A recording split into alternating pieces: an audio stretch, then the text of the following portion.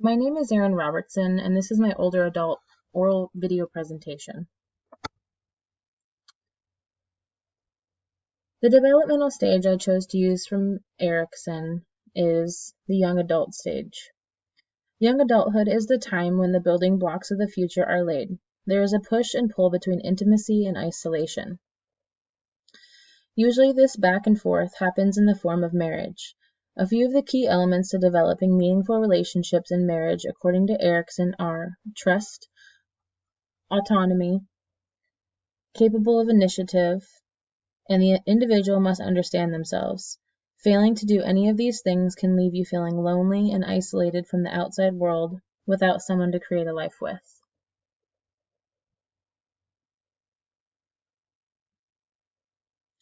Sarah grew up towards the end of the Great Depression. She lived in a tiny mining town in rural western Pennsylvania. Her family was made up of 13 children, 7 boys and 6 girls, with her being the youngest. Growing up, she watched her mother work tirelessly to cook and clean and take care of her and her siblings. Because of this, she knew that she would not want that life for herself, and her mother didn't want the same life for her children. She made the decision as a young girl that she wanted to join the service. As she got older, her 4 older brothers were all drafted into World War II at the same exact time. Her oldest brother prohibited her from joining the service.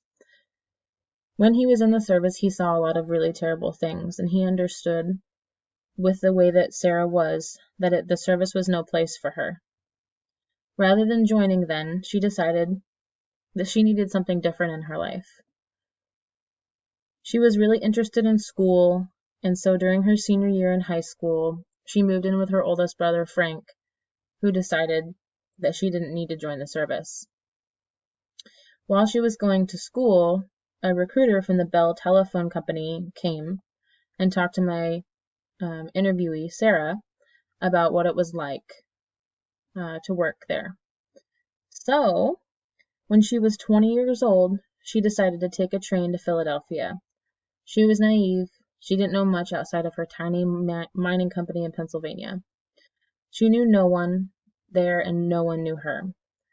She rode the train to Philadelphia, and she had no idea what the woman looked like on the other side.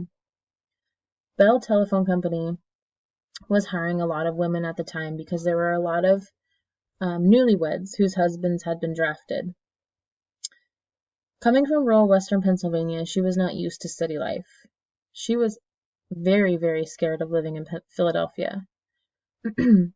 She had never seen people of color before, and was told by her coworkers that they were scary and that they might even rob her. This change in lifestyle for Sarah was at times too much. She felt very alone and scared most of her days.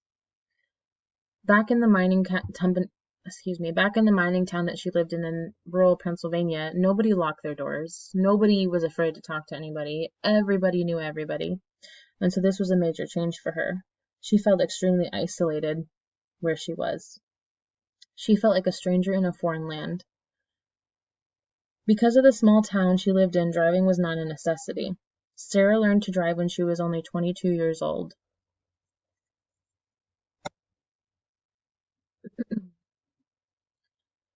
Her boyfriend, whom she'd grown up with in the tiny rural Pennsylvania mining town, was drafted into the service when he was 18. She was 2 years younger than he was, so she had to make her way in life without him for a few years. Growing up, the two would do fun things together, like walking miles to the tiny movie theater a town away, picking apples at the apple orchard, and riding bikes together. The one thing that she said she liked about her boyfriend the most was that he was quiet and shy. She told me a story about how he would pull a wagon to the apple orchard above their house, and the first interaction they had ever had when she was about 13 and I think he was 15, she mentioned, was that she asked him if she could have an apple from his wagon, and he didn't say anything to her. He just nodded yes. As soon as her boyfriend was drafted, she wasn't able to maintain steady communication with him. She would receive letters, but they were censored by the military, so no sensitive information was communicated. And back then, the mail wasn't overnighted. It took however long it was going to take. Because of this, all she'd be able to cling to was that her boyfriend was still alive. While she was in Philadelphia, away from her entire family, the way that he proposed was that he sent her an engagement ring attached to a small bear from his overseas deployment. Being in Philadelphia was really hard for Sarah. She isolated herself from many other women her age because she was so uncertain about their way of life in the big city.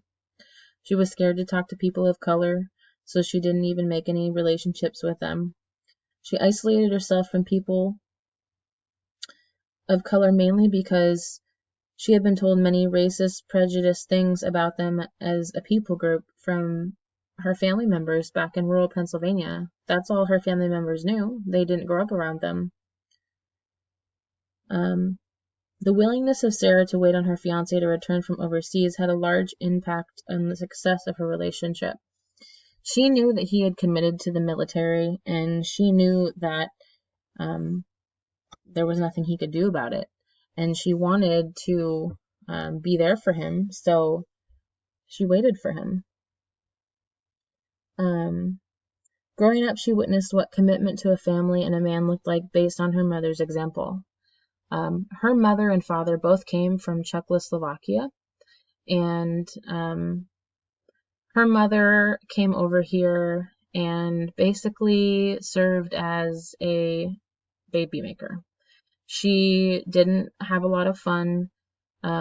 She worked her butt off providing for her family in the way of food, and she made her children's clothes, and she didn't get out of the house. She didn't know how to drive, and her husband worked long hours at the mining company.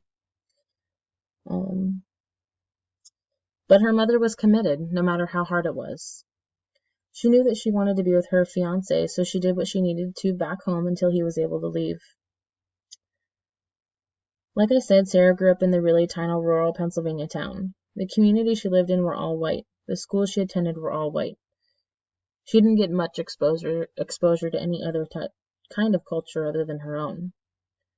The majority of people in her school and community were of the same social status, and as their fathers were mostly coal miners. In the rural Pennsylvania community that she was in, all of the men pretty much mined, and they worked really long hours, and the women in the families pretty much all held the same duties, cooking and cleaning and taking care of the family. Most people in that area practiced Catholicism.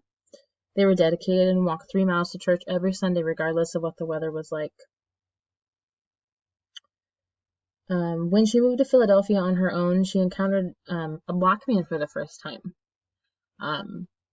And, she didn't try to get to know them. She was scared. Instead, like I said, she isolated herself completely from that people group. She wasn't willing to branch out, and she wasn't willing to form meaningful relationships because of the things that she had been told growing up about African American men and the way that her family thought that they were. She was taught to be scared of them. She was taught that they were criminals. She was taught that they were bad people. Now she doesn't think that way because times have changed, obviously. But she eventually moved back to the west side of the state and became a mother.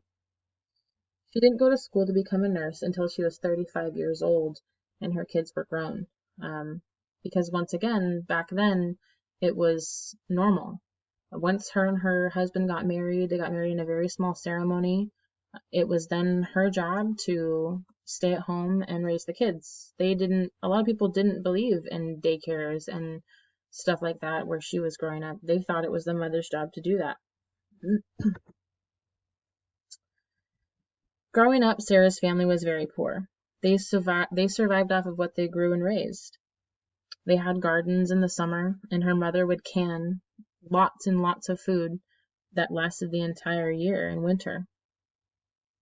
When World War II happened, her family received stamps for rationing many household items. She spoke about how sugar and flour and things of that nature were rationed, and her family was only allowed a certain number of those things. So they ended up making a lot of those things themselves She talked about the butter churns and how hard it was to make butter. I mentioned that I thought it'd be really neat, and she laughed and told me that it was a terrible idea and I should never try because it wasn't fun. Her family was not able to provide the money for new clothes for her, so her mother made clothes out of potato sacks. And one would think that someone would be really upset about something like that, but Sarah told me that she remembers when she was a child how cool she thought the prints on the potato sacks were, and her brothers and sisters would fight over the different patterns. After she was an adult, Sarah lived a very comfortable life. Her husband worked at a steel mill, making good money, and then on rail cars.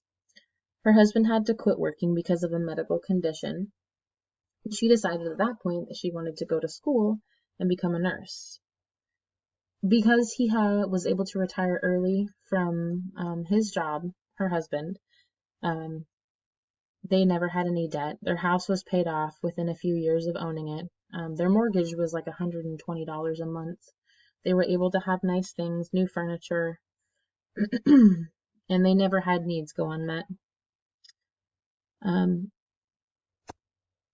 Back in the 40s, where she lived, family was everything. Sarah was the youngest out of 13 children, and their father worked long hours. Each and every member of their family, even into adulthood, had a job to fulfill. The community that Sarah lived in was tight-knit. They were like a large family. They did things for one another, were all friends, and most of the neighbors did in fact become family through marriage.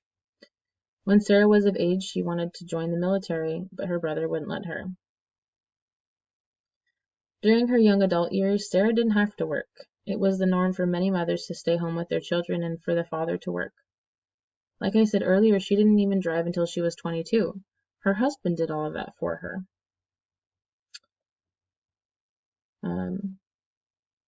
It wasn't until the late 80s that Sarah decided to go to work.